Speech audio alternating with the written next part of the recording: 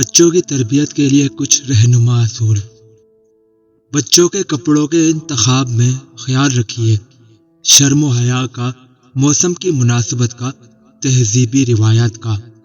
یاد رکھیے بچپن کی عادات اور طور طریقے انسان کی پسند و ناپسند کی تشکیل میں فیصلہ کن کردار ادا کرتے ہیں۔ بچوں کو جب آپ مارتے ہیں تو اس کا مطلب پتہ ہے کیا ہے؟ کہ آپ میں سمجھانے کی صلاحیت نہیں ہے۔ بچے پالنا کوئی بڑا کام نہیں۔ جانور اور پرندے بڑے بہتر انداز میں یہ کام صدیوں سے کرتے آ رہے ہیں۔ بڑا کام تو بچوں کی تربیت ہے، اور تربیت توجہ اور وقت مانگتی ہے۔ اپنے بچوں میں گلک کی روایات بحال کیجیے۔ بچوں کو گلک دلائیے۔ اپنے بچوں کو پیسے جمع کرنے کی ترغیب دیجیے۔ گلک بھر جائے تو بچوں کے ساتھ مل کر گلک توڑیں۔ 1، 2 اور 5 روپے کے سکے الگ الگ کروائیں۔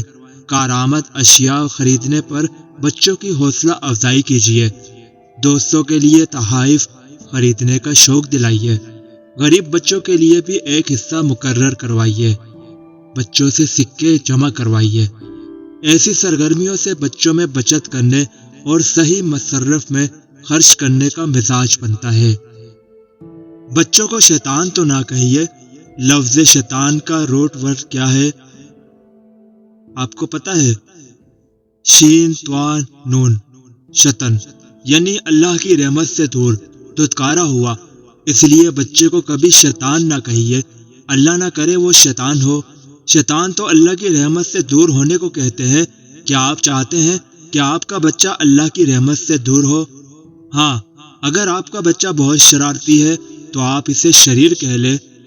اللہ سمجھ عطا فرمائے، آمین۔ بچوں کو اپنی زندگی کے واقعات سنائیے۔ خوشیوں کے مواقع اور غم کے لمحات، تعلیمی کامیابیاں اور اسناد و انعامات، بچپن کے کھیل اور ہار جیت کے واقعات، زندگی کا رخ بدل دینے والے یادگار لمحات۔ اپنے احساسات و تجربات سے بچوں کو آگاہ کیجیے تاکہ بچے آپ کی زندگی سے مثبت سبق حاصل کریں۔ بچوں کے خوف زدہ ہونے پر مذاق اڑانے، ڈانٹنے ڈپٹنے اور نظر انداز کرنے کے بجائے بچوں کا خوف تسلیم کیجیے۔ بچوں کی خوف کی کیفیت میں بچوں کے ساتھ وقت گزاریے اور باتیں کیجیے۔ انہیں باہوں میں لیجیے، سینے سے لگائیے اور پیار کیجیے۔ من پسند کھیل میں مصروف کر کے بچوں کی توجہ ہٹائیے۔ ان کی ہمت افزائی کیجیے کہ تم تو بہادر ہو، میری بیٹی تو بہت بہادر ہے۔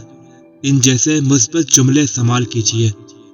خوف سے بچانے کے لیے ڈراؤنے کارٹون اور خوفناک کہانیوں سے بچوں کو دور رکھیے۔ والد کی توجہ اور بچے کا مزاج۔ اکثر بچوں میں مزاج بگڑنے کی وجہ والد کی طرف سے نہ ملنے والی توجہ ہوتی ہے۔ بچوں کے ساتھ مختلف طریقوں سے یہ توجہ بڑھائی جا سکتی ہے۔ بچے کی آنکھوں میں آنکھیں ڈال کر بات سنیں۔ بچے کو اپنی پیٹھ اور کندھوں پر بٹھائیں۔ گدگدیاں کریں اور اس کے ساتھ کشتی لڑیں۔ مل کر پودوں اور پرندوں کو پانی دیں۔ بچوں کو پیار کریں، گلے لگائیں اور ان کی تعریف کریں۔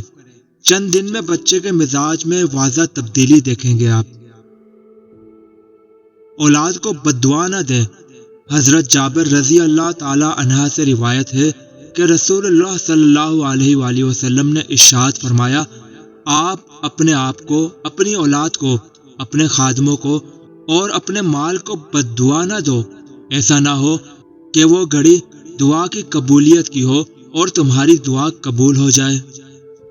بچوں کے سامنے خاندانی سیاست پر گفتگو سے پرہیز کیجیے۔ احتیاط کیجیے۔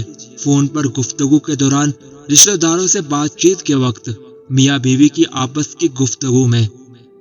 بچے ایسی تمام باتیں نہایت غور سے سنتے ہیں اور انہیں ذہن نشین کر لیتے ہیں۔ ایسی باتیں سن سن کر بچے سازش کو اپنے مزاج کا حصہ بنا لیتے ہیں، اور سازشی مزاج خاندان کی تباہی کا باعث ہوتا ہے۔ بہلانے، پھسلانے اور بات منوانے کی خاطر بچوں سے جھوٹے وعدے کرنے سے گریز کیجیے۔ جیسے، بیٹا آج رہنے دیجیے، کل ضرور دلا دوں گا۔ آپ یہ کام کریں گے تو آپ کو گھمانے لے کر جائیں گے، آپ بات مانیں گے تو کل آپ کو فلاں چیز ملے گی۔ بچوں سے کیے گئے وعدے پورے کیجیے۔ وعدہ خلافی بچوں کے اعتماد کو ٹھیس پہنچاتی ہے۔ جب بچہ اسکول سے گھر واپس آئے تو مسکرا کر گرم جوشی کے ساتھ اس کا استقبال کیجیے۔ اس سے پوچھیے کہ اسکول میں کیسا دن گزرا، ہاتھ منہ دھلوا کر کھانا کھلائیے۔ اگر وہ سلام کرے تو جواب دیجیے، ورنہ خود سلام کیجیے۔ اسکول بیگ، یونیفارم، موزے اور جوتے ان کی جگہ پر رکھوائیے۔ نماز کا وقت ہوتے ہی خود بھی نماز پڑھیے اور بچے سے بھی پڑھوائیے۔ بچوں کے تحفظ کے لیے ہدایات جو ہر ماں باپ کو اپنے بچوں کو دینی چاہیے، جیسے کہ انہیں بتائیے کہ سب کے سامنے مدد کرنا اچھی بات ہے۔ اپنی خواہش پوری کرنے کے لیے کسی سے کوئی چیز مفت نہ لیں۔ کسی اجنبی کے ساتھ گاڑی میں ہرگز نہ بیٹھے کہ وہ آپ کو اغوا بھی کر سکتا ہے۔